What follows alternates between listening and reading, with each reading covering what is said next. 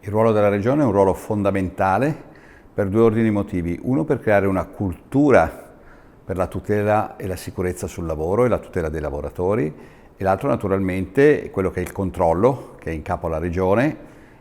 per sviluppare naturalmente la possibilità di ridurre, se non azzerare, gli incidenti sul lavoro più gravi, quelli mortali. Sono in riduzione, ma c'è ancora molto da fare, molto si può e si deve fare per ridurre appunto l'infortunistica sul lavoro. Bisogna diffondere una cultura della sicurezza sui luoghi di lavoro, e questo vuol dire lavorare sia con le associazioni datoriali, sia con le associazioni sindacali,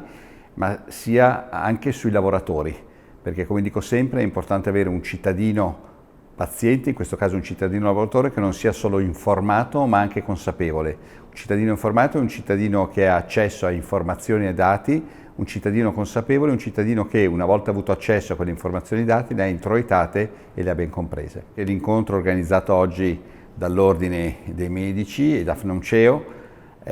chiude una sorta di trittico che si è aperto prima con l'inaugurazione, come diceva giustamente lei, del centro protesico di Marghera, questo nell'ottica di una sanità di prossimità, portando quindi